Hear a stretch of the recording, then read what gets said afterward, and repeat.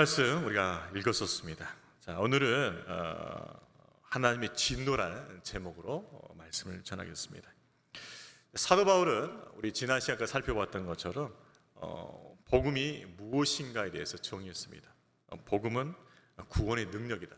모든 믿는 자에게 구원을 주신다고 약속하셨죠. 그래서 복음 외에는 구원의 능력이 없다. 그래서 어떤 복음의 절대성, 구원에 있어서의 그 절대성을 이야기했었습니다. 자, 그런데 이 복음이 절대적으로 구원에 있어서 필요하다고 이야기한 후에 그 다음으로 전개되는 이야기는 뭐냐면 복음의 필요성입니다. 자, 그러면 복음이 왜 필요한가? 왜 필요한가 하는 거죠. 그것은 죄 가운데 있는 인간들이 하나님의 진노 앞에 서 있기 때문이죠. 그러니까 죄인들이 하나님의 진노 앞에 서 있기 때문에, 즉 하나님의 진노가 그들 위에 머물기 없기 때문에, 그래서 복음이 필요하다는 것이죠. 저로 18절 말씀 같이 읽겠습니다. 하나님의 진노가 불의로 진리를 막는 사람들의 모든 경건하지 않음과 불의에 대하여 하늘로부터 나타나나니. 여러분, 죄 가운데 놓인 인간의 상태를 불의로 진리를 막고 있다라고 표현하고 있죠. 하나님에 대해서 의도적이라는 것이죠. 무엇이? 인간의 죄성이. 인간의 죄성이 의도적으로 하나님의 진리를 막는다는 것이죠. 무지한 것이 아니죠. 거부한다는 것이죠. 즉, 인간은 그 죄악된 본성을 가지고서 하나님 그분과 그분의 진리를 대적하고 있다는 것이죠. 막고 있다는 것이죠. 여기서 경건하지 않음, 불경건이라고 말할 수 있겠죠. 이것을 우리가 어떻게 이해할 수 있을까? 영어로 보면 좀 쉬워질까요? 불경건은 godlessness. godless가 뭘까요? 하나님이 없다는 거죠. 그러니까 하나님이 없다고 말하고 하나님이 없는 것처럼 사는 사람, 그 사람이 불경건한 사람이 되겠죠. 그러면 불의는 무엇인가? 그것은 경건하지 않는 자의 그 삶의 결과예요. 즉 부도덕하고 악한 삶을 사는 것을 말합니다. 그렇습니다. 죄인들은 그들의 경건하지 않음과 불의로 말미암아 하나님의 진노를 당하게 되어 있다는 거죠. 하나님은 공의 하나님으로서 죄가 있는 곳에 반드시 하나님의 심판을 임하게 하십니다. 이것은 과거일 뿐 아니라 현재이기도 하고 앞으로의 일이기도 하죠. 왜냐하면 하나님의 공의의 법칙이기 때문에 그렇습니다. 여러분, 사도 바울이 그렇게 복음을 열심히 전했던 이유가 무엇인가? 목숨을 걸고 복음을 전했던 이유가 무엇인가? 그것은 죄인들 가운데, 이방인들 가운데 놓여있는 그 하나님의 진노를 보았기 때문에,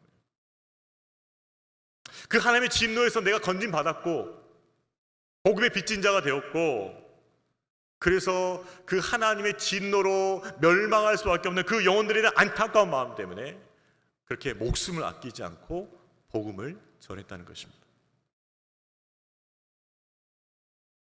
세례요한은 이 진노를 임박한 진노라고 표현했어요. 임박했다는 거죠. 나무뿔에 이제 도끼가 놓여서 그 나무뿔을 찍을 것처럼 그렇게 하나님의 진노는 임박했다는 것이죠. 복음은 무엇인가? 그것은 진노의 상황에서, 임박한 진노의 상황에서 죄인들에게 하나님의 의로우심을 나타낸 것이죠. 마땅히 심판받아야 할 인간에게, 마땅히 심판받아야 할 죄인들에게 하나님께서 용서를 베풀어 주시고 구원의 옷을 입혀주신 것, 바로 그것이 복음이라는 것이죠. 그래서 올바른 복음 증거는 무엇인가? 그것은 인간이 죄인이었다는 것, 그리고 그 죄 때문에 진노의 대상이 되었다는, 거기서부터 시작해야 돼요. 우리가 전도할 때 처음부터 이걸 다 얘기할 수는 없겠죠. 당신은 죄인이야, 하나님의 진노가 당신 앞에 있어, 그렇게 전도할 수는 없을 거예요. 교회 가보자, 하나님 주신 은혜와 평안이 있다, 여러 가지로 전도할 수 있겠죠. 그러나 그들이 이곳에 왔을 때 우리가 전해야 할 그 복음은 여기서부터 시작해야 된다는 거예요. 당신은 죄인입니다. 하나님의 진노의 대상이었습니다. 그러나 피할 길이 있습니다. 그 길은 예수 그리스도입니다. 이것을 분명히 증거할 수 있어야 된다는 거죠. 내가 그것을 믿을 수 있어야겠고, 그 믿는 그것을 담대히 전할 수 있어야겠죠. 이것이 바로 복음이라는 것이죠. 여러분, 바둑을 아시죠? 바둑 두는 사람들이 바둑이 끝나고 나서 하는 게 있습니다. 복기라는 거예요. 두었던 수를 처음부터 보는 거죠. 어떻게 시작했고 그 진행 과정을 보면서 이것은 잘못 둔 수구나, 이때는 이렇게 했어야 했는데, 복귀하면서 바둑을 다시 한번 점검하는 거예요. 여러분, 우리는 로마서를 통해서 하게 될 일 중에 하나가 뭐냐면 구원의 복귀예요. 우리가 어떻게 구원을 받았는지, 어떻게 하나님의 자녀가 되고 어떻게 의인이 되었는지를 처음부터 복귀할 것입니다. 어떻게 하나님의 은혜가 내게 임했을까? 어떻게 내가 구원받았을까? 그것을 처음부터 하나하나 복귀하는 거예요. 영적 복귀죠. 구원의 복귀예요. 그것을 통해서 우리 안에 구원의 감격을 회복하는 것입니다. 그렇습니다. 우리가 구원을 알아가고 그 구원의 감격을 잃어버리지 않기 위해서 우리에게 필요한 것이 무엇인가? 이 구원의 복귀, 영적 복귀가 필요하다는 것이죠. 지금은 우리가 괜찮은 것 같아요. 잘 사는 것 같아요. 그러나 우리가 정말 예수님을 인격적으로 만나기 전에 우리 형편이 어떠했는지를 기억할 수 있어야 돼요. 영적 복귀가 필요해요. 구원의 복귀가 필요해요. 그래야 은혜의 감격이 우리 안에 살아있는 것이죠. 나 같은 죄인 살리신 주 은혜 놀라워. 이것이 생명의 고백이 되려면 반드시 영적인 복귀, 구원의 복귀가 있어야 돼요. 놀라우신 그 은혜로 내가 구원받았다는 것을 우리는 분명히 알아야 되는 것이죠. 이 구원의 복귀에 들어가면 우리 상태는 어땠을까요? 우리 처음 상태는 죄인이었습니다. 그리고 우리 역시 하나님의 진노의 대상이었다는 것이죠. 우리의 경건하지 않음과 우리의 불의로 서 하나님의 진노의 대상이었다는 것이죠. 이것이 우리가 구원받기 전의 상태였어요. 저와 여러분이 이 자리에서 하나님 이름을 높이며 찬양하며 하나님께 경배할 수 있는 모든 것이 주의 은혜인 줄로 믿습니다.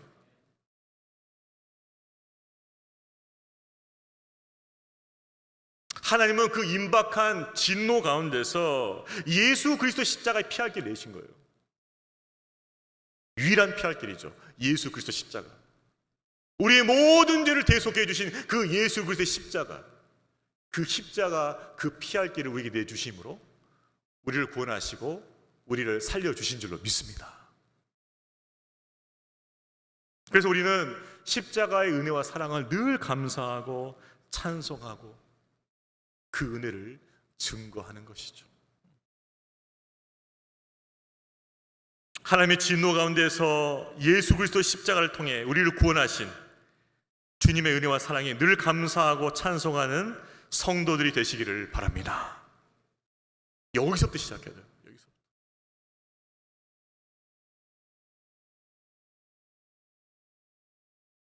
자, 하나님의 진노의 대상이 된 인간들, 그들의 경건하지 않음과 그들의 불의, 자, 그것에 대해서 인간들은 변명할 이유가 없다고 계속해서 논지를 전개하고 있어요. 이렇습니다. 하나님이 심판하실 때 내가 왜 심판을 받아야 됩니까? 변명할 수 있다는 거죠. 전 몰랐는데요. 그래서 저는 경건하지 않았고 불리행했습니다. 변명할 수 있다는 거예요. 자, 그런데 그 변명을 할 수 없다는 것을 사도 바울은 얘기하고 있어요. 자, 19절과 20절 말씀 같이 읽겠습니다. 이는 하나님을 알만한 것이 그들 속에 보임이라. 하나님께서 이를 그들에게 보이셨느니라. 창세로부터 그의 보이지 아니하는 것들 곧 그의 영원하신 능력과 신성이 그가 만드신 만물에 분명히 보여 알려졌나니 그러므로 그들이 핑계하지 못할지니라. 두 가지를 들고 있어요. 왜? 하나님을 알 만한 것을 이미 창조 때부터 주셨다는 거예요. 하나님을 알 만한 것을 이미 창조 때부터 주셨다는 거예요. 그게 뭐냐? 인간 안에 있는 양심이에요. 양심. 영적인 본성이 있어요. 본성. 하나님께서는 우리 안에 하나님의 형상을 담는 우리 안에 그 양심을 두셔서 하나님의 존재를 인식하게 만드셨어요. 물론 그 하나님을 구체로 다 알 수는 없죠. 그러나 나를 만드신, 나를 창조하신, 내 영혼을 창조하신 절대자가 있다는 것을 인식할 수 있게 해주셨다는 거죠. 그것이 양심이에요. 양심. 두 번째는 무엇인가? 그것은 하나님께서 창조하신 모든 만물 속에 하나님의 신성 그리고 하나님의 능력, 하나님의 영광을 거기에 두셨다는 거죠. 그러니까 자연 만물을 보게 되면 하나님이 살아계시다는 걸 인정할 수밖에 없다는 것이죠. 여러분, 어떤 사람이 어떤 작품을 만들게 될 때 내가 이 작품을 만들었어 라고 말하지 않아도 그 작품만 보면은 아, 이건 누가 만들었을 것 같은데 라고 생각할 수 있는 거예요. 왜 그럴까요? 그 작품 속에는 그 사람의 개성과 재능과 그 사람의 성향이 담겨져 있기 때문이죠. 그래서 작품만 봐도 뭐예요? 저작을 알 수 있는 것이죠. 마찬가지라는 거죠.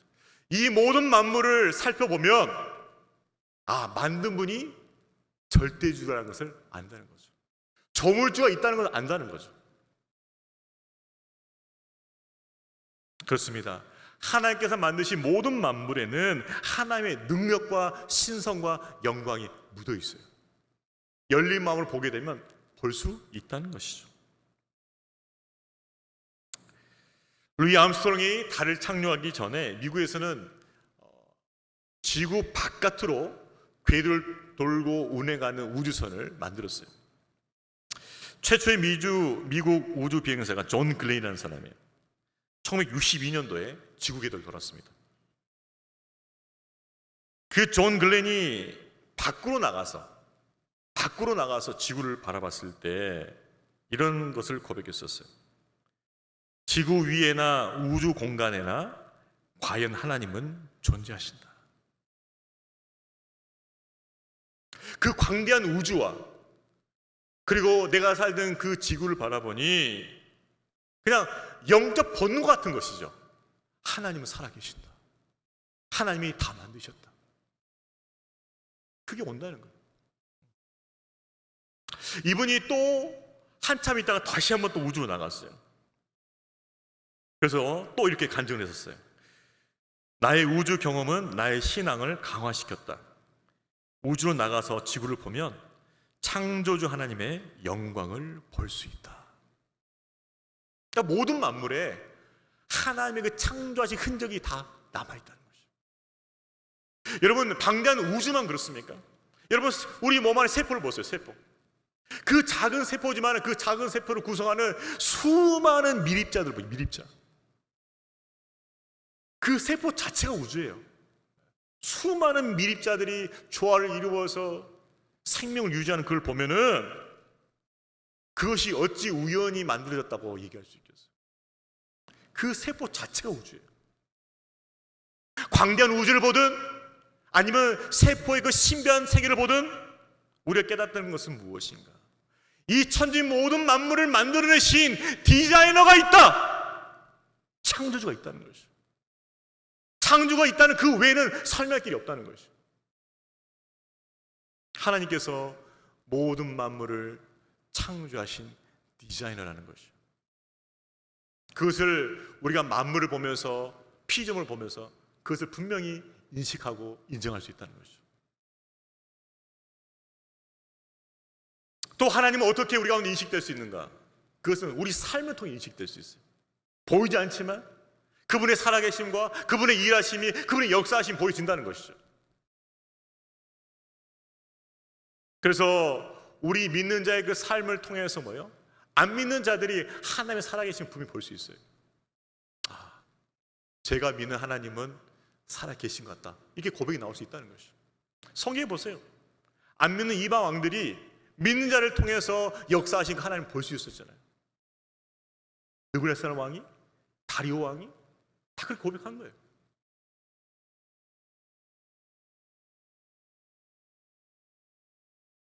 그렇습니다. 하나님을 알 만한 것이 우리 안에 있고 또 피조물 안에 있다는 것이죠. 핑계할 수 없다는 것이죠. 자, 그러면 하나님께서 하나님 알 만한 것을 우리 안에 주셨고 또 보여지는 모든 창조 피조물 안에 보여주셨는데, 그러면 인간이 그 하나님을 인정하는가? 그렇지 않다는 거예요. 자, 우리 21절부터 23절까지도 같이 읽어보겠습니다. 하나님을 알되 하나님을 영화롭게 아니하며 감사하지도 아니하고 오히려 그 생각이 허망하여지며 미련한 마음이 어두워졌나니 스스로 지혜 있다나 어리석게 되어 썩어지지 아니하는 하나님의 영광을 썩어질 사람과 새와 짐승과 기어다니는 동물 모양의 우상으로 바꾸었느니라. 하나님, 창조자 하나님을 영화롭게 하지도 않아요. 감사하지도 않아요. 오히려 생각이 허망해져요. 헛된 것을 추구해요. 헛된 것을 추구하다가 허무에 빠져요. 마음이 미련해져요. 어두워져요. 무엇이 진리인지 무엇이 길인지 알지 못해요. 그것이 하나님을 떠난 인간의 타락한 모습이란 거예요. 하나님을 떠난, 하나님을 배제한 인생의 결말은 무엇인가? 그것은 허망함이죠. 허무죠. 오늘부터 시작되는 우리 전도서 말씀, 큐티 말씀 보면 솔로몬이 고백하잖아요. 헛되고 하나님 안에 있지 않은 모든 수고가 헛되다. 하나님의 안에 있지 않은 모든 인생이 헛되다. 고백하잖아요. 스위스 정신과 의사이며 프로디의 수제자로 알렸던 칼 융은 이렇게 말했어요. 우리 시대의 중추적인 신경질환, 그것은 공허다. 우리가 촉각을 세우고 추구하고 그 모든 것들의 결과는 뭐예요? 공허라는 것이죠. 왜? 하나님 안에 있지 않기 때문에. 여러분, 인간이요 자신의 길을 찾을 때는 교만한 거예요. 내가 하나님 말고도, 하나님 찾지 않아도 내가 내 인생 잘 살 수 있고 내 인생 내가 행복하게 만들 수 있고 뭔가 대단한 걸 이룰 수 있다고 착각하는 거죠. 교만한 거죠. 근데 그 인생이 어때요? 결국 허무예요. 허무. 행복할 것 같고 재미있을 것 같지만 허무해요. 그래서 자살하는 거예요. 포기하는 거예요.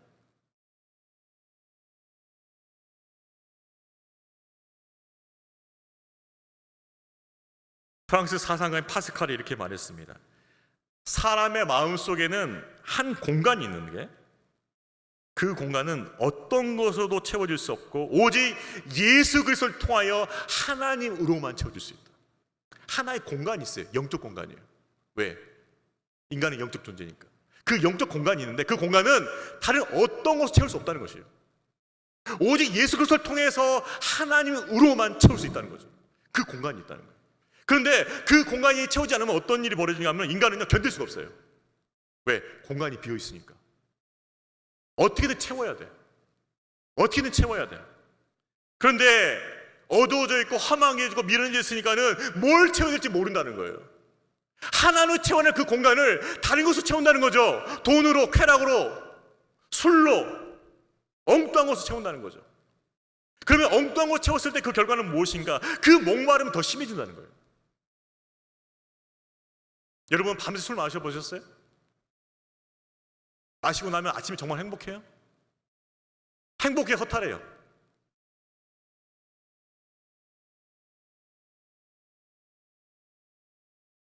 하나님으로 채워야 할 그 공간을 다른 것으로 채우기 시작하면 그 목마름과 허물은 더 깊어진다는 거예요. 그래서 인생이 뭐예요?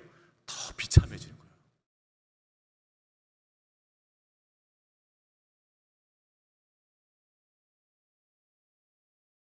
하나님 떠난 인생이 이렇다는 거죠. 헛되다는 거죠. 그래서 솔로몬이 우리 인생에 주는 마지막 교훈적 결론은 이것이죠. 자, 전도서 12장 13절 말씀 같이 보겠습니다. 한 명 보시고 같이 읽습니다. 이 일의 결국을 다 들었으니 하나님을 경외하고 그의 명령들을 지킬지어다. 이것이 모든 사람의 본분이라. 여러분, 하나님 안에서만 의미가 있어요.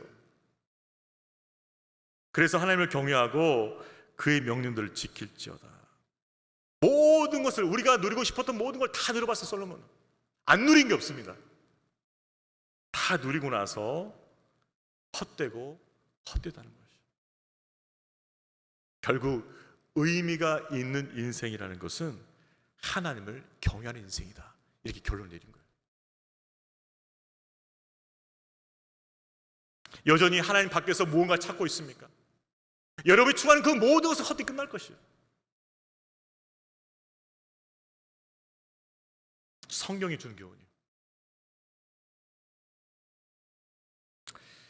또한 사도 바울은 하나님을 배제하고 자기 지혜에 확신이 빠진 사람들을 경고하고 있어요. 22절 말씀 보게 되면 스스로 지혜 있다나 어리석게 돼요. 여러분, 기독교는요 역설적이에요. 굉장히 역설적인 진리입니다.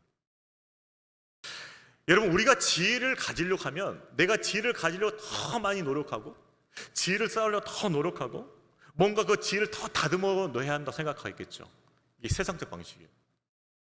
그런데 기독교는 역설이에요. 무슨 말입니까? 내가 정말 지혜로우려면 뭐예요? 내 지혜를 버려야 돼요. 내 지혜를 버려야 돼. 내가 똑똑하다는 생각을 버려야 돼요. 그걸 버려야 돼요. 그리고 하나님을 경외하고 그분을 따라가는 거예요. 그게 참 지혜예요. 역설적이죠. 내가 지혜롭게 되기 위해서는 내 지혜를 버려야 돼.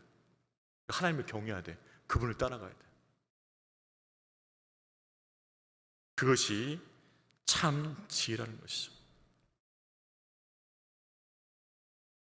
그러면 이렇게 하나님을 경외하고 하나님을 따라가는 참 지혜를 갖지 못한 인간의 결말은 무엇인가? 23절 말씀. 썩어지지 않은 하나님 영광을 썩어질 사람과 새와 짐승과 기어다니는 동물 모양의 우상으로 바꾸는. 여러분, 자신의 지혜를 따라하는 사람은 반드시 우상 숭배하게 되어 있습니다. 선택이 없어요. 하나님을 경외하고 섬기든가 아니면 우상 숭배하든가 둘 중에 하나예요. 저는 저를 믿습니다. 그거 자기 우상 숭배예요. 자기에게 있는 힘을 의지하는 거예요. 우상 숭배. 결국 우상 숭배는 인간의 어리석음에 대한 증거이죠. 하나님을 배반하고 떠난 인간의 타락상을 보여주고 있는 것이죠. 그래서 뭐예요? 하나님의 진리를 거짓으로 바꾸는 거예요. 하나님의 영광을 뭐예요? 우상 숭배로 바꾸는 거죠. 이것이 타락한 인간과 이 세상의 본질이에요. 여러분, 타락한 인간들 보세요. 이 세상 보세요. 뭐예요? 자기를 의지해요. 자기를. 그리고 우상 숭배예요. 그러면서 답이 없는 인생을 살고 있어요. 잘 보세요. 세상 사람들이 답 있나요? 답 없습니다, 여러분. 답 없어요. 헤매는 거예요, 헤매는 거예요.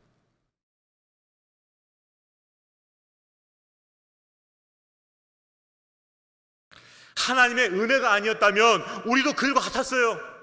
여전히 헤매고 있을 거예요. 여전히 경건하지 않을 것이고, 여전히 불의할 것이고, 여전히 진노의 대상이 될 것이고,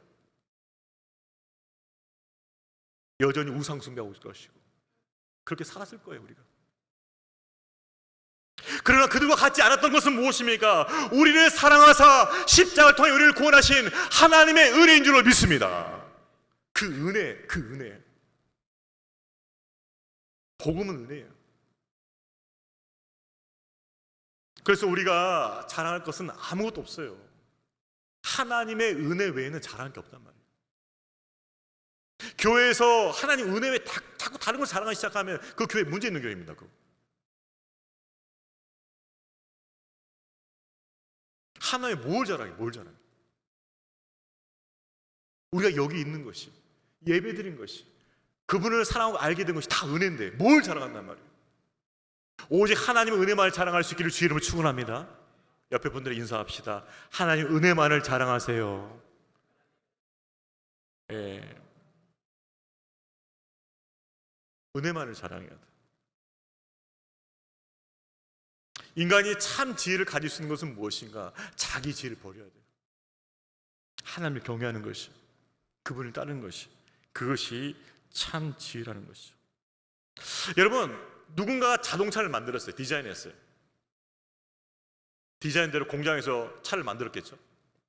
출고가 되었습니다. 출고가 되었다고 그 차가 움직이나요? 아닙니다. 차를 시동을 걸고 움직였겠죠. A라는 차를 가지고 출고가 됐는데, 만약 B라는 차에, 좀 성격이 너무 다른 B라는 차에 그 매뉴얼을 가지고 A라는 차를 운영하면 어떻게 되겠어요? 차가 안 움직여요.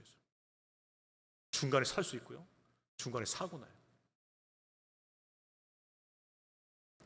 자동차 설계자가 만든 매뉴얼대로 시동하고, 매뉴얼대로 운전하고, 매뉴얼대로 가야 돼요. 그래야만 그 차는 잘 갈 수 있는 것이죠. 여러분, 우리 인간을 누가 창조하셨습니까? 하나님께 창조하셨어요. 우리 인간의 매뉴얼을 누가 갖고 계시죠? 하나님 갖고 계시죠.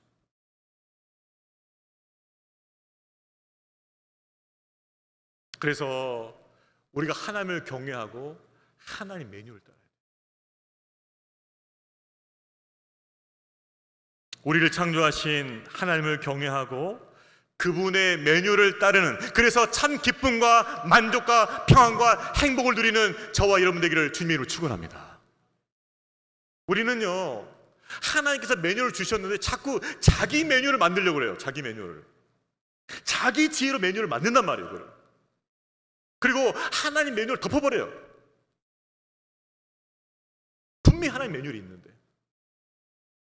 그 매뉴얼보다는 내가 만든 매뉴얼이 더 좋아 보이는 거죠. 더 나이스해 보이는 거예요.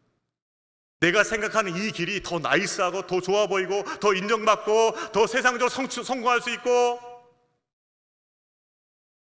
더 앞서갈 수 있고 더 인정받을 수 있고 더 뭔가를 낼 수 있는 그런 매뉴얼처럼 보인단 말이에요.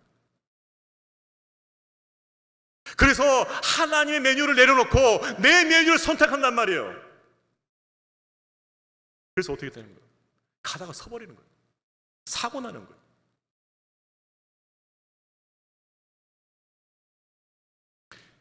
저와 여러분을 창조하신 하나님의 매뉴얼을 따라갈 수 있기를 주님을 축원합니다. 그분의 매뉴얼을 따라가야 돼요. 잠언 3장 5절 6절 말씀, 너는 마음을 다하여 여호와를 신뢰하고 내 명철을 의지하지 말라. 너는 범사에 그를 인정하라.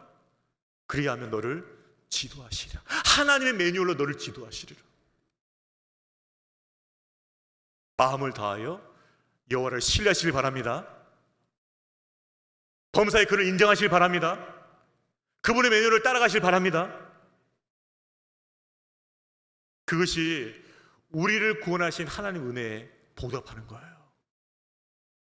안 믿는 자들이야 그렇게 산다 치지만 우리 이미 구원의 은혜를 입었잖아요.